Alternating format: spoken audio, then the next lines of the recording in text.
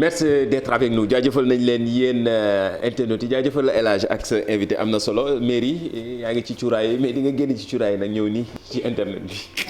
sànq maa ngi ci cuuraay gi neex na waaye Ndiaye nag di nuyu suñu téléspectateurs yi di leen naan bienvenue comme ni ko Pape Cheikh waxee ci journal du NEP fii la ci li xew ci biir internet ñu wax leen lépp li nga xamante ne moo daal di xew ci diggante démb ak tey. bari na démb ak tey mais am na leneen lu fi xew ci semaine yee dama gis ni internet di ñu ko proposé naan lu tax doo leen wax ci lii.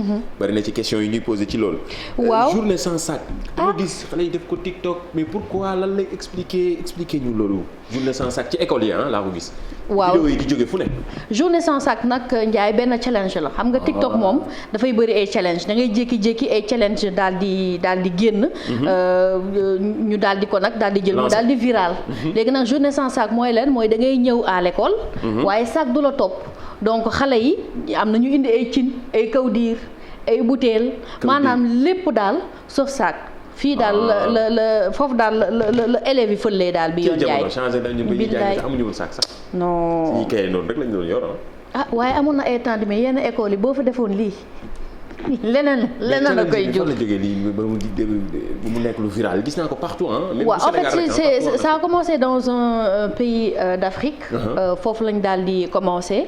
léegi nag muy ñëw petit à petit di ñëw petit à petit. ak léegi événement réseaux sociaux yi. exactement c'est devenu viral comme j'ai dit tout à l'heure donc caajaay jël na gis nga kii valise la wala kii di diri sa kii pañe la jël caajaay jël na Sacré-Cœur c'était le 11 mai bii passé. donc ñoom la ñu def journée sans sac donc comme ni ngeen koy gisee ni kii ñàmpe la jël waaw kii moom sac à pain la jël waaw. ok donc lu challenge la mujj doon gis naa ko ci TikTok ñëpp dañu ko envoyé via suñu hashtag bi. suñu Facebook live YouTube live Instagram live. jël nañ ci ay quelques extraits vidéo ci journée sans sac yi nga xam ni dafa xew ci école yi lëmbee ba xale yëpp di ko def lan moo tax Merry expliqué nañu ko léegi ñu seetaan vidéo yi di ñëwaat. Simba Aguna, Yaya Inez, Jali la légende, Soubi gendarme, Yaya Mergo, Beta Biloko, Banaba Sebenam. Simba Aguna, Yaya Inez, Jali la légende, Soubi gendarme, Yaya Pepito,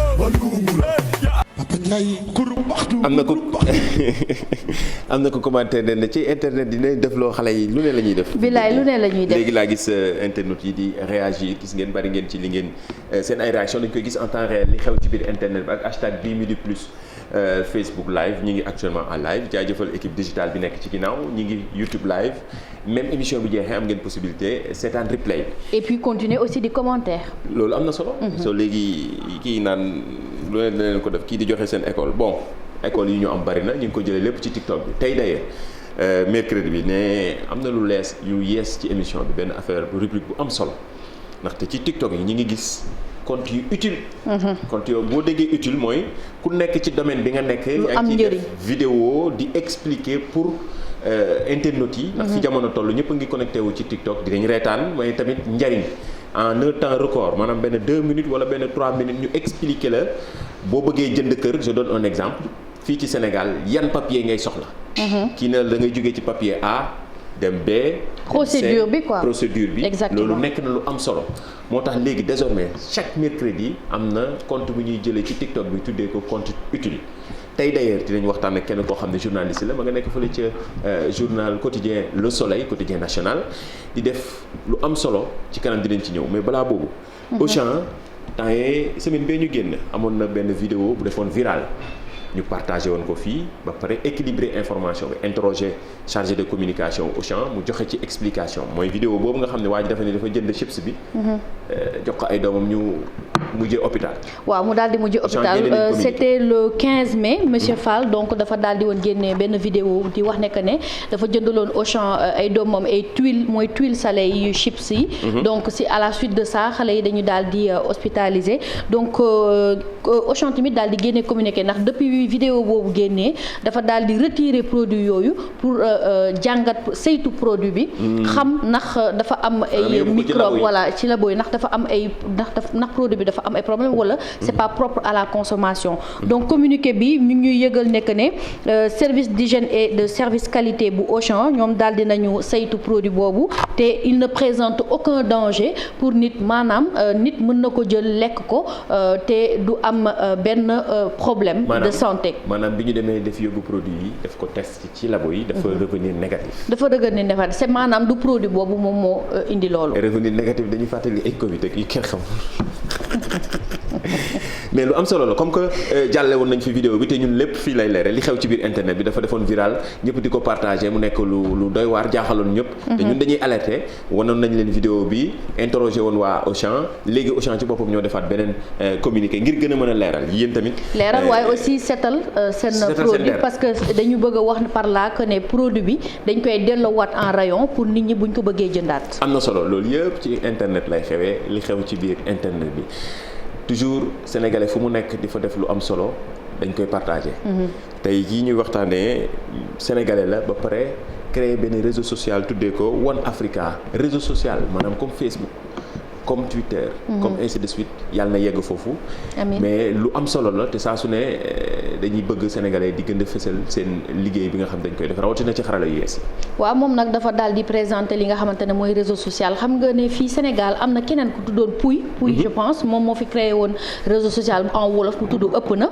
donc kii tamit keneen la koo xamante ne ni doomu sénégalais doomu réew la One Africa Group mu daal di ñëw créé aussi benn réseau social boo xamante ne day dimbali du Sénégal kese mais Afrique bi yëpp. surtout si li nga xamante ne moom moo di conservation données yi mooy collecte de données yi parce que ñun xëy na amaguñu réseau social boo xamante ne day jël en charge suñu collecte de données soo déggee collecte de données mooy say navigation si biir réseaux sociaux yi maanaam say recherche fi ngay dugg ak fi ngay génn loolu yëpp da ngay laisser trace donc trace yooyu dafay am foo xamante ne fu ñu koy dencee fu ñu koy collecté mu nekk en sécurité te moom loolu lay daal di proposer à travers son réseau social. acca ñu dégtal leen ko.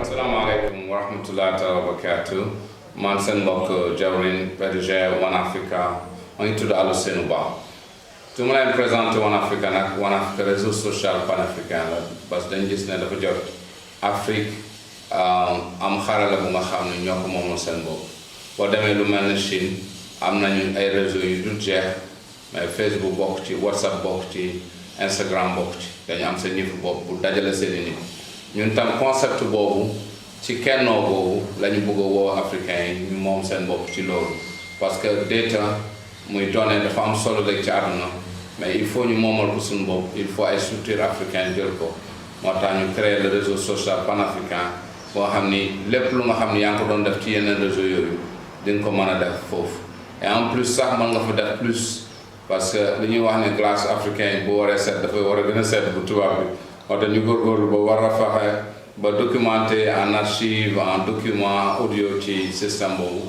en plus di nga fa mën a def lépp loo xalaat ne yaa ngi ko doon def ci yeneen réseau rek mën nga ko def foofu am nañu suñu application yi déjà mais beneen été bi ñu am aussi mooy digitaliser l'Afrique et positiver l'Afrique parler de l'Afrique.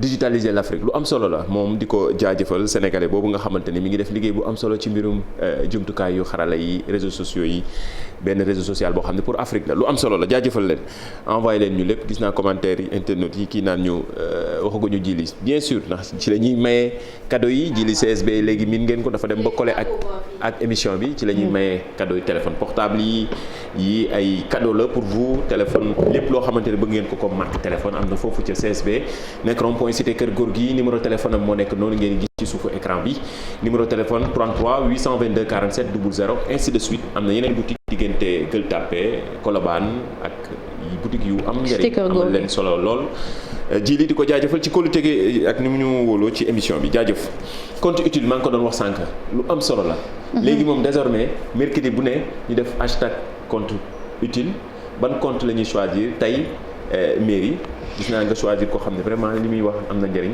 en plus elle est journaliste waaw elle est journaliste li ma gën a neex c'est une femme entreprenante qui fait partie des femmes battantes donc elle s'appelle Djeri Diagne wax nga ko léegi chaque mercredi dañuy def benn compte boo xamante ne nii dafay yeete parce que TikTok bi du juste ay challenge moo ci nekk wala leneen donc tey ñu indi leen Djeri Diagne boo xamante ne dafay daal di alerter ci li nga xamante ne mooy produit yi ñuy utiliser di ko def ci yenn awra yi ndax baax na wala baaxul donc dafay baax ñu koy daal di leeral bu baax donc tey compte utile boobu lañ leen indil muy Djeri Diagne.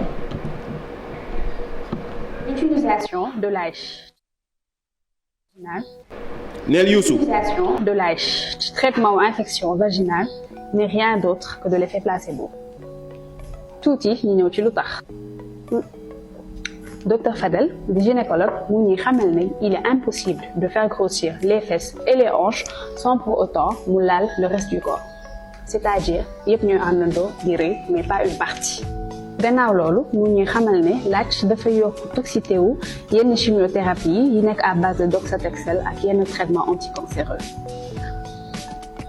Utilisation de laaj ci boppam en grande quantité conséquences yi mooy ay maux de tête, flatulence, vomissement, sensation de brûlure ak li nga xam ne moom mooy fatigue générale. Donc imaginez leen un peu nga utiliser ko comme suppositoire parce que li ma wax nii léegi c'est au cas où nga lekk ko en grande quantité. Bactéries yi laaj am nga xamante ne nii parce que ci suuf lay jógee boo koy utiliser nag en tant que suppositoire mën na indi li nga xam ne moom mooy infection de la flore vaginale wala infection ci anus te loolu mën na empirer situation bi ki koy utiliser. di créer ay irritation di créer ay infection des mal-être vraiment général yëpp mën na jóge ci utilisation de l'ail en grande quantité ci boo ko lekkee wala ci nekkee utiliser di ko dugal ci yow ci nit. voilà am na solo compte utile tous les mercredis désormais. te Ndiaye damay bëgg sax suñu internautes yi nga xamante ne dañuy seetaan.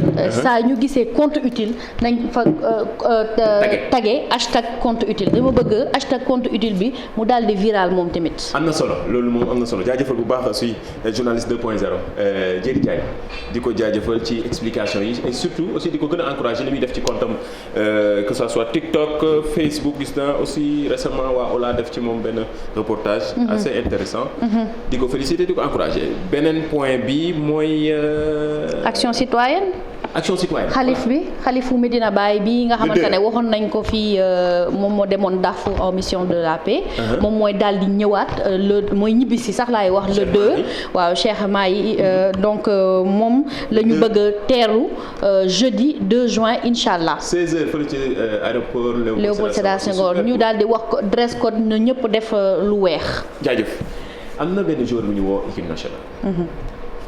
bu yàggul dara ñëpp def gis naa ñëpp di ko partager actuellement mooy crèche xale yi jigéen ñi. ah bon mais pourtant kii la ba mu nekkee xale def na tour ci télévision yi talent la woon ñu dégtal leen vidéo bi Elimane Ndiaye la tuddaat. Le qui suis-je? Aujourd'hui, nous recevons Ilimane. C'est le jeune garçon qui a dans le public qui a 11 ans.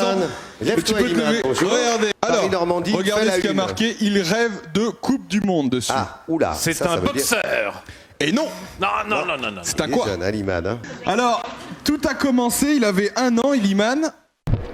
jaajëf gis nga boo gisee da nga yaakaar ne lii yàgg na mi nga amoon 11 ans nekkoon ci télévision yi moom Elimane Ndiaye en tout cas di ko souhaiter bonne chance ci équipe nationale bi ñu jeexal ak toujours ci wàllu football ak yu ni mel gis naa ni vidéo yi ñëpp a ngi koy partagé waa Liberté 6 temps yi ñoom dañu fier ci seen koñ bi ndax seen terrain Liberté 6 bi nga xam bu siiw la terrain boo xamante ni suuf la woon ñëpp xam nañ ko ñu defal leen ko terrain gazonné muy ki ko def di Elimane Lam di ko jaajëfal wan leen image voilà terrain Liberté 6 gis naa waa Liberté 6 temps yi challenge lañ def quoi ci TikTok yeeg fu ne ku ne di wane sa fierté ci terrain bi nga xam dañ leen ko defal action citoyenne la bari na ci ay action yi yu ni mel ay sénégalais di ko def ñu koy partagé saa su ne partout barki dem ñu yoon wane la xewoon jàmba gën ak ay ñoom jëwriñ ci li ñuy def lu am solo ci hôpitaux yi foofu kii nag Elimane Lam moo def lu ni mel fële ca Liberté 6 waa Liberté 6 di ci béggee gis naa ñoom xumaan di def ay vidéo ci TikTok yi ku ne naan ñu léegi suñu terrain bi lañ def nii ñëpp di ko partagé en tout cas c'est une fierté hein. C'est une fierté et puis lu rafet la defe naa ñu bëri bu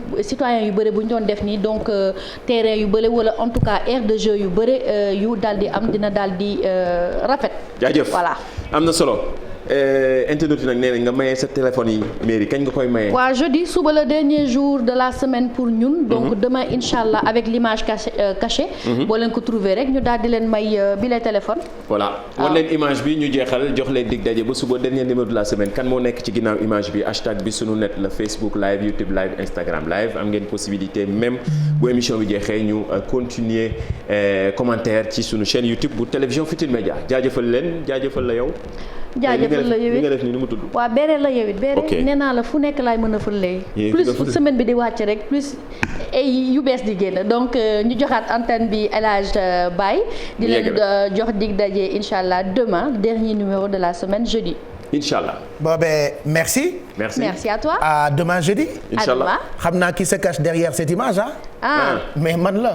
mais bul wax. yow la kay c'est moi. yow la. man la c'est évident. da ngeen drôle yi. c'est très évident. en tout cas man je propose man. waaw baax na. Bon ben merci à vous. Merci beaucoup. À demain Inch'Allah. Ciao, ciao.